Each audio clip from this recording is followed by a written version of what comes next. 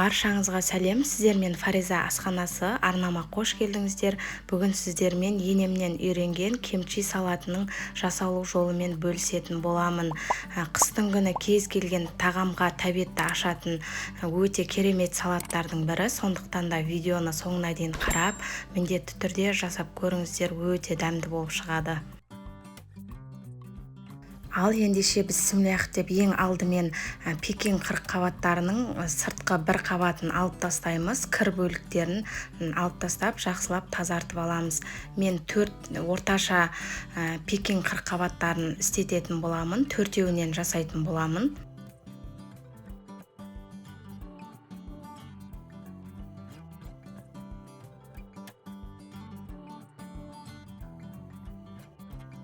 Қырыққабаттарымызды жақсылап тазартып алдық. Енді осы видеода көрсетілгендей етіп, ортасынан бір бөлікке бөліп аламыз. Кейін мен бас жағындағы жұмсақ жағын алып тастаймын. Өз қалауларыңыз бойынша алмасаңыздар да болады. Кейін тағы да мен 4 бөлікке бөлемін бір қырыққабатты. Қалауларыңыз бойынша 2 бөлікке бөліп те жасасаңыздар болады. Қырыққабаттың бас жағындағы жұмсақ жапырақтарын тастамаймын. Кез келген салатқа істетіп жіберсеңіздер болады. Мінеки осылайша қырыққабаттарымыздың барлығын 4 бөлікке бөліп, осылай кесіп дайындап аламыз. Ендігі кезекте қырыққабаттарымызды тұздайтын боламыз. Тұзды мен осындай ыңғайлы болу үшін үлкен ыдысқа салып алдым. Енді осы мұқият қарап, осы дәл видеода көрсетілгендей етіп, әр жапырақтың ортасына аздап отырып тұз сеуіп шығамыз. Әр қабатын ашып отырып аз-аздан ғана себіңіздер. Мен тұзды кішкене көбірек сеуіп жіберіппін. Менде тұзы кішкене ащы болып кетті. Сондықтан да аз-аздан сепсеңіздер жетеді. Әр көкөністердің адам ағзасына беретін пайдасы әртүрлі. Осы пекин қырыққабатының да адам ағзасына пайдасы өте зор. Сондықтан да қыстың күні дәл осы салатты жасап қойып, әр тағамға ұсынсаңыздар өте жақсы желінеді деп ойлаймын. Міндетті түрде жасап көруге де кеңес беремін.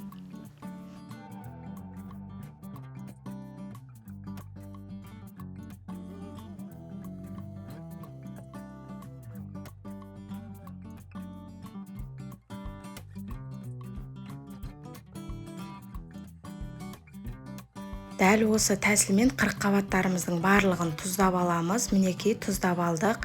Бойынан өзінің суы бөлініп шығып жатыр. Ендігі кезекте оны өзіңізде қандай ыңғайлы ыдыс бар, үлкендеу сиятындай етіп, сондай ыдысқа жайғастырамыз. Мен осындай шелек пайдаландым, пластмас. Осының ішіне енді қырыққабаттарымыздың барлығын салып, тығыздап отырып, үстінен басып отырып жинаймыз. Сонда суы жақсы шығатын болады бойындағы.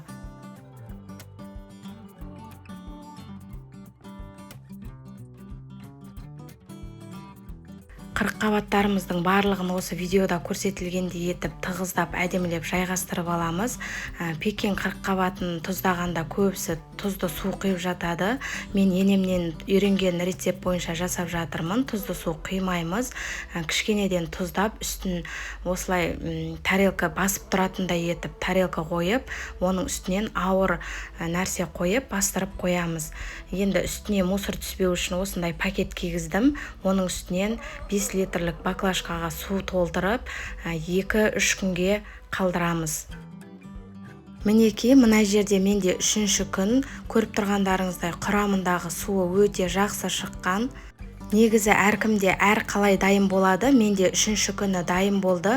Осы видеода көрсетілгендей етіп қырыққабатты орап көргенде ешқандай да сынып кетпеу керек. Егер де сынып кетіп жатса, ол әлі дайын болмады деген сөз. Тағы да әрі қарай дәл осылай қоюды жалғастырасыздар. Енді осы дайын болған қырыққабаттарымызды видеода көрсетілгендей етіп жақсылап суынан сығып, шелектен шығарып аламыз, суынан ажыратып аламыз. Достар, арнам өте пайдалы, сондықтан да арнама тіркелмеген болсаңыз тіркеліп, лайк басып, басқа да достарыңызбен бөлісіп қоюды ұмытпаңыз. қырыққабаттарымыздың барлығын суынан ажыратып алдық. Енді бұл су бізге қажет болмайды, төгіп тастай берсеңіздер болады. Енді осы судан ажыратып алған қырыққабаттарымызды салқын суда тағы да бір рет шайып аламыз. Өйткені қырыққабаттар тұздан шыққаннан кейін оның қышқыл дәмі болады. Сондықтан да міндетті түрде салқын суда бір шайып жіберіңіздер. Бір рет салқын суда шайып болғаннан кейін қырыққабаттың дәмін жеп көріңіздер. Егер де тұзы ащылау болып жатса, тағы да салқын суда тағы бір рет шайып жіберсеңіздер болады. Мен бір-ақ рет шайдым, тұзы ащылау болған, менде сондықтан да сіздерге ескертіп айтып жатырмын. Егер ащы болып жатса, міндетті түрде салқын суда шайып жіберсеңіздер, дәмі өз қалпына келетін болады.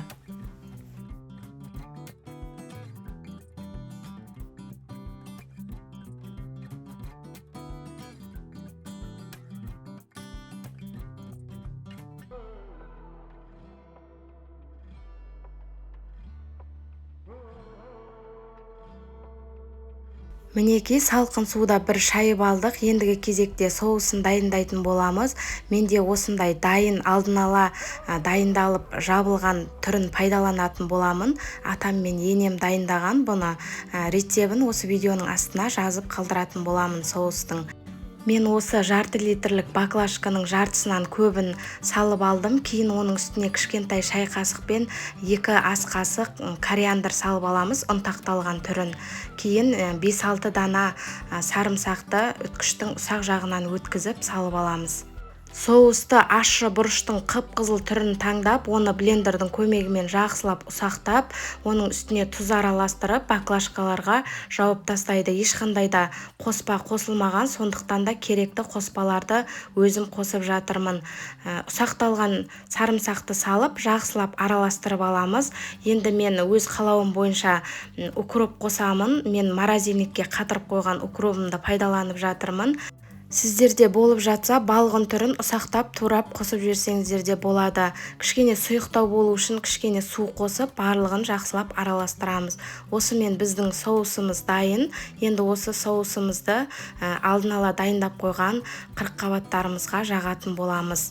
Мінекей осы видеода көрсетілгендей етіп қырыққабаттарымыздың әр қабатына жағып шығатын боламыз. Аз-аздан жағамыз, өйткені біздің соусымыз өте ащы. Қолдарыңызға арнайы қолғап киюге кеңес беремін, өйткені біздің соусымыз өте ащы болғандықтан қолыңызды да ашытуы мүмкін. Маған қолғаппен жұмыс істеген өте ыңғайсыз, сондықтан да қолғапсыз жұмыс жасап жатырмын.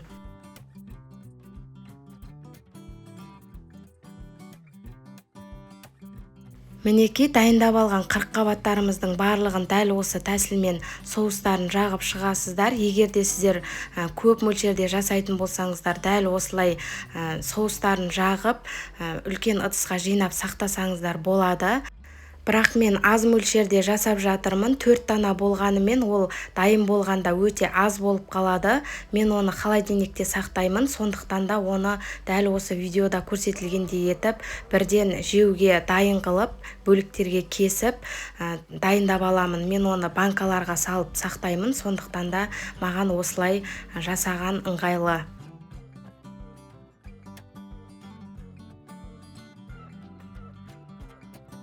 Қырыққабаттарымыздың барлығын бөліктерге бөліп, осылай кесіп аламыз. Енді оны араластыруға ыңғайлы үлкен ыдысымызға салып, осы дайындап қойған соусымызды үстінен салып, жақсылап араластыратын боламыз.